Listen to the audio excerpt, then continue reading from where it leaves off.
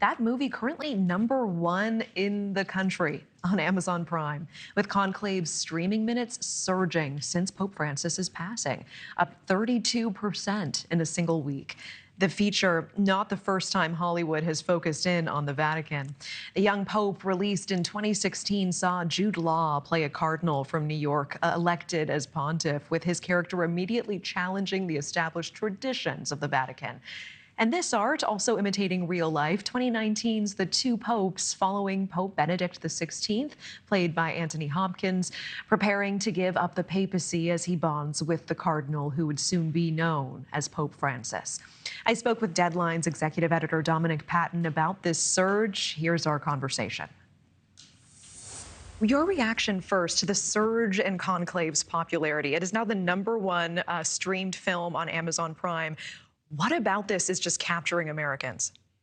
Well, I think there's a lot of reasons. The most obvious one, of course, being the death of Pope Francis. And this gives us, as much as we can get, a window into one of the most important, yet still incredibly secretive elections that happen in the world. So I think for people to get a sense of this happening, to get a sense of a church in transformation, I mean, this is America. We live and die through what we see on our screens, and often that provides us with information, whether or not it's factually accurate or not. On the one hand, it's interesting. There's such high interest in this, but also these topics are often sacred for many Catholics. I mean, is it playing with fire for any studios to take these sort of topics on? I mean, are these producers and directors aware of thinking about impending controversy when greenlighting projects like this?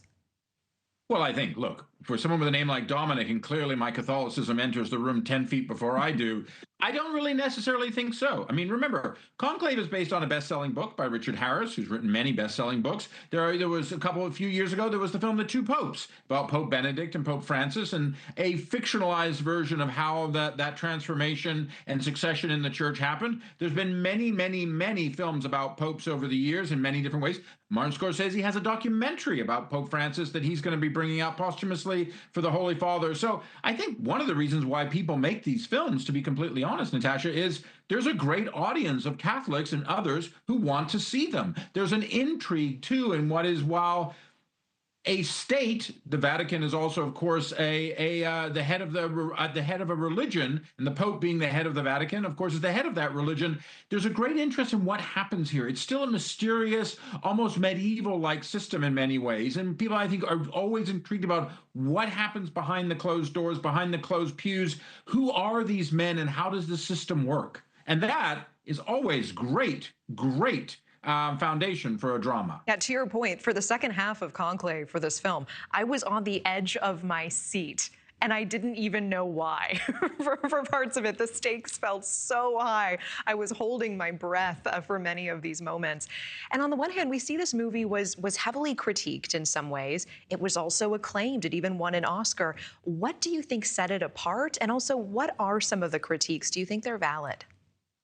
Well, look, I personally have never been to a conclave.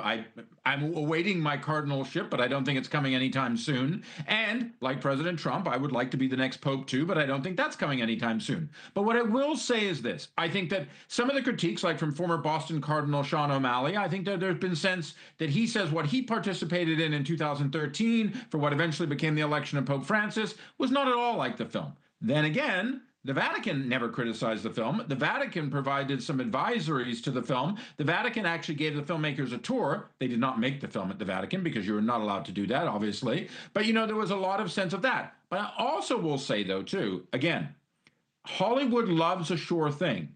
You take a film that is based on a best-selling book, you're almost giving yourself a leg up instantly. And then to build onto that with great actors like Stanley Tucci and Ralph Fiennes and Edward Berger as the director, you know, they constructed a very solid piece of filmmaking here. Good movies are what people like to see at the movies. And Conclave, be it on the big screen or on Amazon Prime, delivers on that, as well as delivers a pope. The acting was so strong. The cinematography was stunning. Did the film get things mostly right or mostly wrong from what you've been monitoring? Well, from what I've heard is it got things about as right as you can if you're telling a movie. You know, again, I'll mention Cardinal O'Malley. You know, he talked about a much more contemplative, introspective process that happened. You know, we do know that, for instance, there are sometimes, at least in the early days of the conclave, they will do it. The cardinals will do as much as, I think there's about 135 of them. They'll do as much as 4 votes a day to get to a pope, to have that white smoke coming out the top. But again, this is a process. Some take more than others. There are people right now who are saying they think the upcoming conclave, the real one, will be pretty quick. Being that Pope Francis had been ill for a little bit, his age, obviously, people had been thinking about what was going to happen and who was going to be the Holy Father next.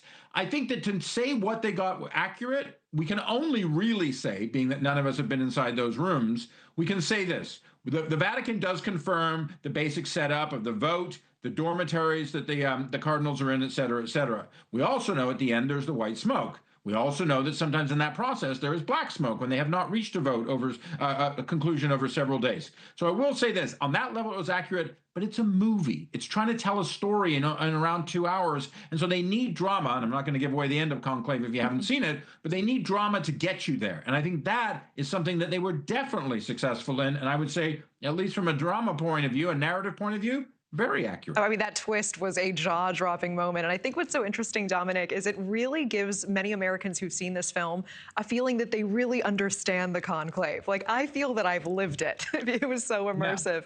Yeah. And maybe there are some things that got wrong. We'll have to look into it a little more. Dominic Patten, I really appreciate your time tonight. Thank you so much. Thank you, Natasha. Thank you for watching. Subscribe below and download our NewsNation app right now on your phone, and you will get fact-based, unbiased news for all Americans.